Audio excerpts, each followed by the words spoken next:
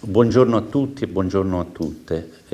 Sono veramente molto dispiaciuto di non essere stamattina insieme a voi. Come sapete sono molto affezionato allo IUSVE perché sono un studente dello IUSVE, perché mi sono laureato lì con voi e quindi saluto con vero affetto tutti i professori, i miei compagni di corso, gli altri ragazzi e ragazze e non ragazzi e ragazze che frequentano la vostra università. Volevo davvero essere con voi per l'inaugurazione, è un'università che mi ha dato molto, a cui sono grato perché quando si ritorna a scuola da grandi, diciamo con un'esperienza professionale di vita abbastanza densa, abbastanza lunga, è importantissimo darsi una pausa, poter riflettere sul proprio tempo speso nel lavoro, sul significato delle tante cose fatte, sui paradigmi teorici a cui bisogna pur ritornare per capire bene le azioni che si sono compiute nella vita.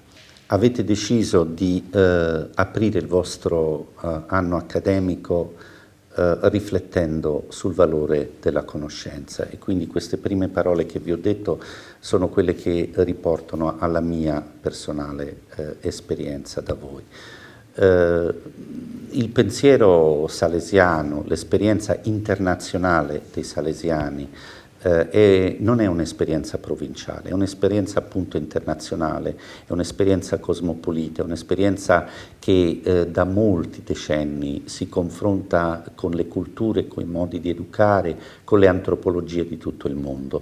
Questo è il motivo per cui ho scelto alla fine di laurearmi dai salesiani, perché ritengo che oggi la riflessione sull'educare, sul formare, o è internazionale o è nel confronto planetario oppure non è. L'Italia ha bisogno fortemente, e lo vedo ancora con maggior pregnanza, con maggiore consapevolezza in questi mesi di lavoro da sottosegretario di Stato all'istruzione.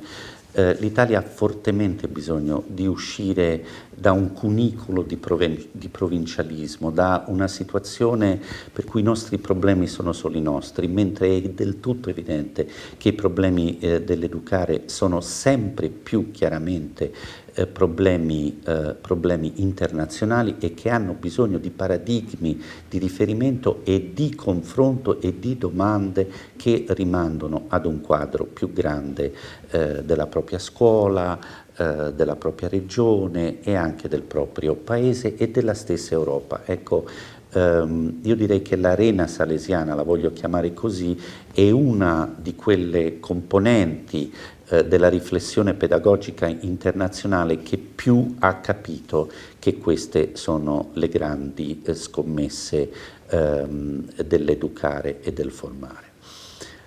Sono contento di poter con poche parole partecipare al vostro tema, al tema che avete saggiamente scelto. Lasciatemi dire pochissime cose. La prima, che cos'è la conoscenza in realtà? Questa è una questione che sapete epistemologica, addirittura teologica secondo alcuni, che però ha un valore che va riportato, quale che sia il pensiero che si ha in generale, in termini anche filosofici, di antropologia filosofica, di pedagogia, sul valore della conoscenza e del conoscere, va riportato inevitabilmente al sé. E mi ricollego con quanto ho detto. Noi non impariamo se non delle cose che sono fuori da noi, dei paradigmi teorici, dei modelli di lavoro, dei modelli organizzativi, delle cose che servono per insegnare ad altri, per costruire scuole, per costruire centri di formazione professionale, per far funzionare bene il privato sociale o per fare altre professioni legate specificamente all'educare, al formare e quindi anche alla coesione sociale, se non le riportiamo alla nostra esperienza sapere e alla nostra esperienza emotiva, alla nostra psiche, a quello che possiamo imparare in tutto l'arco della vita su noi stessi, sulle nostre criticità, sulle nostre fragilità, sulle nostre difficoltà. Anche i lavori di grandissima responsabilità come quella quello che io oggi sto facendo, sono lavori che hanno bisogno di introspezione, che hanno bisogno di ricerca di sé. La conoscenza senza la ricerca di sé non è possibile. Ma come avviene questa ricerca di sé? Non può essere rivolto solo intorno alla parola io, deve essere rivolta intorno alla parola io, tu e quindi alla parola noi. Certamente bisogna fare attenzione al sé direttamente inteso, alla persona che ha una sua storia, una sua famiglia, una sua consapevolezza, un suo modo di essere, ma non può che essere questo sforzo di conoscenza del sé rivolta anche all'altro, perché il proprio limite, che è inevitabile perché siamo esseri umani e va riconosciuto, come dice il primo comandamento, può avere una forza proiettiva positiva solo nell'incontro con l'altro. Il limite del sé nell'altro è la forza stessa della relazione umana e anche della relazione educativa e anche del tipo di professioni e di mestieri che quindi si insegnano in tutto il mondo salesiano e nella vostra e mia università. Per cui quando vi mando questi auguri, è un augurio veramente, spero di essere stato chiaro, che deriva proprio da un convincimento profondo. Noi tutti abbiamo delle grandi sfide.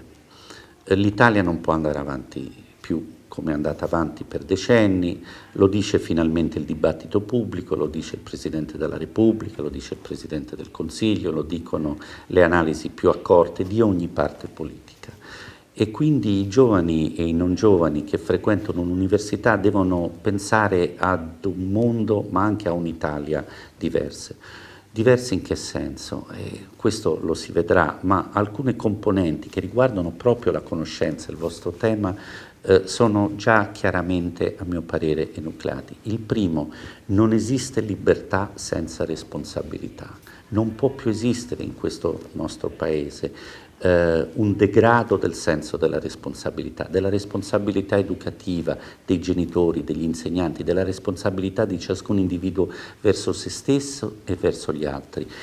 Qui c'è una grande ispirazione che è dei salesiani, e che è riportata come ispirazione sicuramente fondata in senso cristiano verso l'educare. Ecco, quindi mi pare che questo sia un punto fermo del dibattito per uscire dalla crisi del Paese.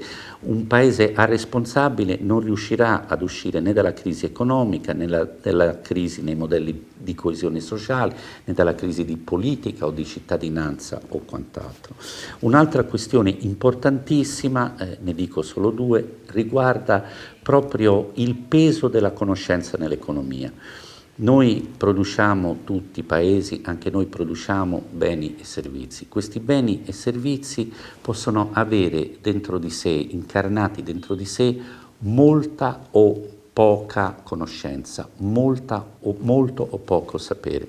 Se hanno molto sapere, questo vale in tutto il mondo, anche nel corso di questa crisi, i paesi, le realtà, le imprese, il sapere diffuso che ha molta conoscenza, alla fine vince nel confronto internazionale.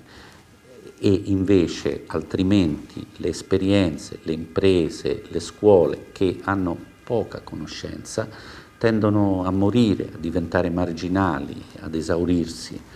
E quindi bisogna ricominciare a studiare, a riflettere, a discutere, a porre domande, ad avere dubbi, a cercare risposte e a farlo in maniera sistematica, seria, serena.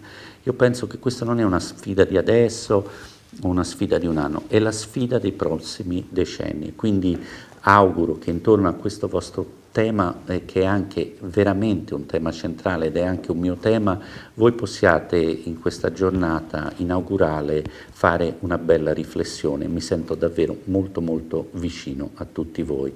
Grazie e di nuovo buona giornata.